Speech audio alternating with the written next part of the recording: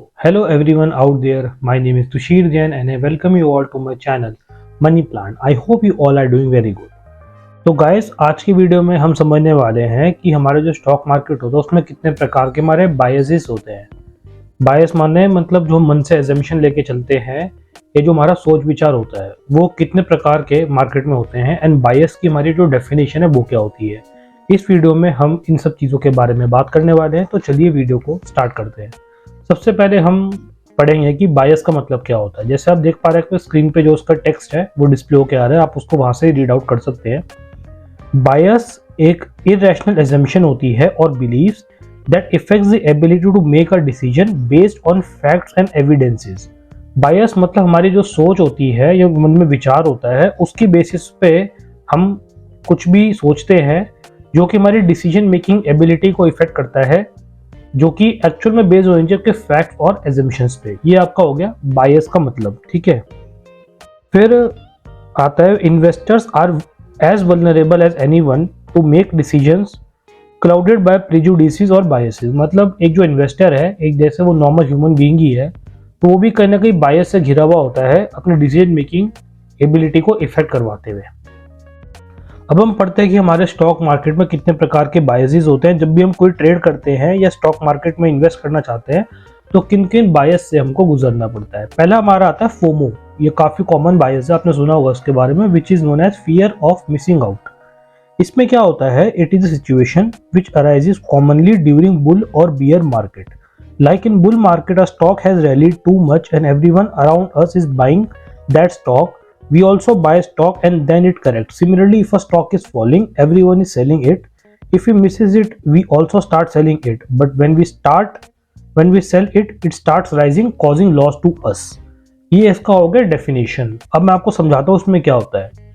जैसे fear of missing out मतलब हम दूसरों को देख के प्रभावित होते हैं कि यार वो ये कर रहा है तो हमने ये क्यों नहीं किया।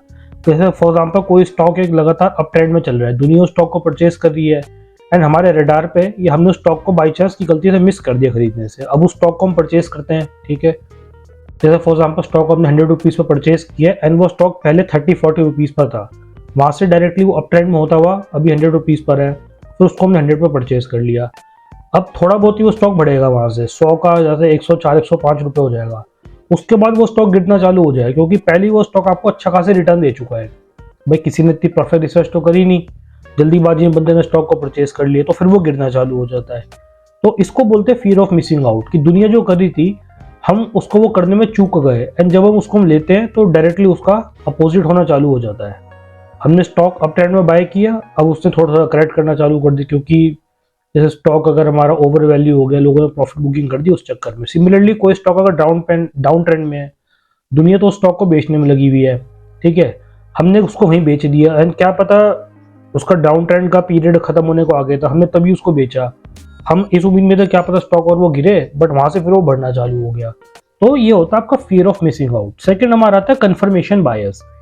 कंफर्मेशन बायस में मतलब क्या होता है, स्क्रीन पे आप इसकी डेफिनेशन को देख ही पा रहे हैं, उसी पे सिर्फ बिलीव करके चलते हैं हम। For example we only consider our opinion, what is going on in the market we ignore it.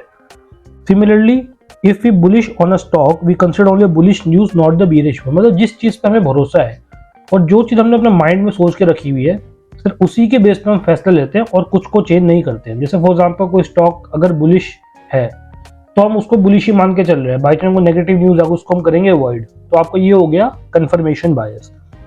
तीसरा आता है आपका सेल्फ एट्रीब्यूशन बायस। सेल्फ एट्रीब्यूशन बायस का मतलब ये होता है कि फॉर एग्जाम्पल किसी चीज में कुछ अच्छा हुआ तो हम उसको मान के चलेंगे कि भाई वो सिर्फ हमारी वजह से अच्छा हुआ है एंड इसमें कोई और तीसरे पर्सन का इसमें कोई रोल नहीं था। For example if we get a profitable trade we praise ourself that trade that gone right is because of our skills, but if the trade goes wrong we attribute it to our bad luck.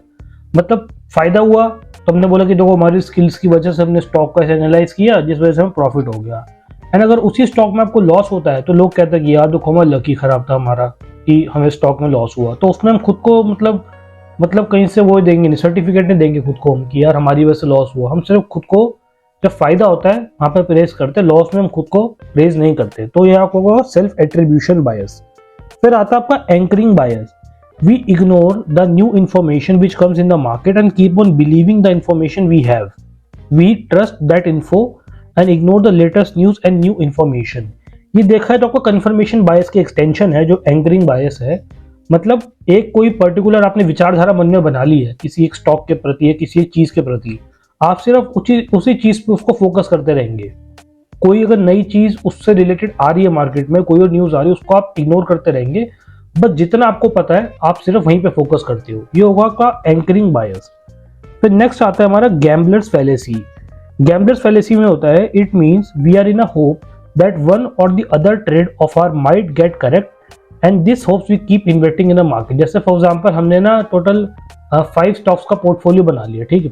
5 में से हमारे अगर 2 trade हमारे ठीक जा रहे हैं, 3 trade हमारे खराब जा रहे हैं, तो हम ना उस मतलब ट्रेड को सही कराने के लिए और मल्टीपल हम ट्रेड्स लेते रहते हैं इस उम्मीद में कि क्या पता हमारे यहाँ अगर ये 3 ट्रेड खराब हो गए तो अगले 3 ट्रेड क्या पता हमारे सही निकल जाए। अगर आपने पहले प्रॉपर एनालिसिस और उसको ढंग से चार्ट्स को स्टडी किया होता है फंडामेंटली और टेक्निकली स्टॉक को, तो क्या पता आपके वो 3 स्टॉक भी खराब ना निकलते। तो ये होगा कोई गैम्बलर्स फैलेसी। आप मार्केट में इस होप में इन्वेस्ट करते रहते हैं कि क्या पता आपका कोई ना कोई स्टॉक या कोई ना कोई तुक्का आपका सही लग जाएगा, तो उसको बोलते हैं गैम्बलर्स फैलेसी। फिर आता है आपका रीसेंसी बायस। रीसेंसी बायस में मतलब क्या होता है कि हमारे पास जो भी important, we give more importance to the recent news and do not focus on the current status of the market. मतलब जो रिसेंटली जो इवेंट किसी स्टॉक के बारे में या किसी मार्केट के बारे में हुए सिर्फ उसको देख के चलते हैं हम, ठीक है। फॉर एग्जांपल 3 दिन पहले कोई न्यूज आई, हमने उसको स्टडी कर लिया किसी स्टॉक के बारे में, 2 दिन पहले न्यूज उसको स्टडी कर लिया। बट अभी at this time for example जिस समय मैं वीडियो बना रहा हूँ उस समय उस स्टॉक की क्या पोजीशन, हम उसको इग्नोर करके चलते हैं। सिर्फ रिसेंट जो इवेंट्स हुए हैं उस पर हम फोकस करके चलते हैं। तो ये हो गया आपका रिसेंसी बायस। फिर आता है आपका हिंडसाइट बायस। हिंडसाइट बायस थोड़ा सा मैं आपको हिंदी में समझाना चाहता हूँ क्योंकि डेफिनेशन इसकी थोड़ी कॉम्प्लिकेटेड थी, वो मैंने इंक्लूड नहीं करी है। फॉर एग्जाम्पल जैसे 2020 में जब कोविड आया था कंट्री में, तो उस समय मार्केट आपने देखा होगा काफ़ी ज़्यादा फॉल हो गई थी, ठीक है। निफ्टी आपका लगा लो 7,800 7,900 रुपये तक का निफ्टी आ गया था पॉइंट्स में। तो किसी ने अगर वहाँ से पैसा इन्वेस्ट कर लिया, अब जब मार्केट रिकवर होना चालू हुई 2021 में 2022 में, तो मार्केट अच्छा खासा रिटर्न दिया है। करंटली निफ्टी का जो अभी प्राइस चल रहा है वो 21,600 700 के अराउंड चल रहा है at the time of shooting this video. तो पर्सन के माइंड में क्या आता है कि यार देखो अगर 2020 में इतनी मार्केट गिरी थी तो हमें ना इस चीज़ का पहले ही पता था ऑलरेडी है कि कभी ना कभी तो मार्केट बढ़ेगी ही बढ़ेगी। मतलब जो चीज़ अगर फ्यूचर में होने वाली है या जो पहले घटना घट चुकी है, हमें उसको पहले से हम एक वो लगा देते हैं कि नहीं ये तो होने ही वाला है या ये तो होगा ही या तो ये तो हो ही जाता। तो ये हो ही जाता वाला जो बायस होता है ना वो आपका हिंडसाइट बायस होता है कि यार हमें तो पता था कि मार्केट अगर इतनी गिरी है ना तो कभी ना कभी बढ़ेगी जरूर। फॉर एग्जाम्पल मार्केट में बहुत से स्टॉक्स अभी ऐसे 2022 जब कोविड आया था कि वो 3-3 4-4 रुपए के स्टॉक्स मिल रहे थे। अब उन स्टॉक का प्राइस जब मार्केट फुली रिकवर हुई थी तो 300 रुपीज तक भी उस स्टॉक का प्राइस आ गया था। तो ये आपका हिंडसाइट बायस होता है कि जो हम पहले ही सोच के चलते हैं कि यार ये तो होगा ही, ये आपका होगा हिंडसाइट बायस, ठीक है। अब आगे आपको लॉस अवर्जन बायस। लॉस अवर्जन बायस में क्या होता है कि फॉर एग्जांपल कोई आपका कोई प्रॉफिटेबल ट्रेड है जिसमें आपको कोई 10% का रिटर्न मिल रहा है, उसको तो आप जल्दी सेल ऑफ कर दोगे, आप जल्दी से प्रॉफिट निकालने की कोशिश करते हो उसके अंदर, ठीक है। बट जो आपके लॉस मेकिंग स्टॉक्स होते हैं, जिस स्टॉक में अगर आपको 15% या 50% तक का लॉस हो रहा है, उस स्टॉक को आप और ज़्यादा एवरेज आउट करने की कोशिश करते हो और ज़्यादा उस स्टॉक में आप इन्वॉल्व होने की कोशिश करते हो ताकि आप सोच सको कि यार कोई बात नहीं, कभी ना कभी रिकवर कर जाएगा। ऐसा हर केस में जरूरी नहीं होता गाइस। तो अगर आपको एक जैसे जब भी कहते हैं स्टॉप लॉस लगाना बहुत जरूरी होता है कि आप कितना लॉस लेने की क्षमता रखते हो। फॉर एग्जाम्पल आप चाहते हो कि मेरा मतलब एक माइंड मेकअप है कि सिर्फ 20% तक के लॉस मैं खा सकता हूँ किसी स्टॉक में, तो आप 20% का मतलब माइंड में अपने मेकअप करके चलो फिगर को। ये नहीं है कि 50% अगर स्टॉक क्रैश हो गया तब भी आपने उसको होल्ड कर रखा है या और आप क्वांटिटीज परचेज करे आ रहे हो एवरेज आउट करने के लिए। तो ये हो गया आपका लॉस एवर्जन बायस। तो गाइस यही थे हमारे 7 to 8 टाइप्स के बायस जो कि मार्केट में होते हैं एंड जो भी नया ट्रेडर आता है वो उसको जरूर फेस करता है। नया क्या मतलब, एक अगर कोई एवरेज ट्रेडर भी है वो इन सब फेसेस से जरूर मार्केट में गुजरता है। तो गाइस ये वीडियो को कैसी लगी जरूर मुझे कमेंट सेक्शन में उस चीज़ के लिए बता सकते हैं। कुछ भी अगर डाउट है इस वीडियो से रिलेटेड आप मेरे से उस चीज़ के बारे में कमेंट सेक्शन में पूछ सकते हैं। तब तक के लिए गाइस इसी प्रकार की इन्फॉर्मेटिव वीडियोस के लिए बने रहेगा मेरे चैनल मनी प्लांट के साथ। Thank you so much.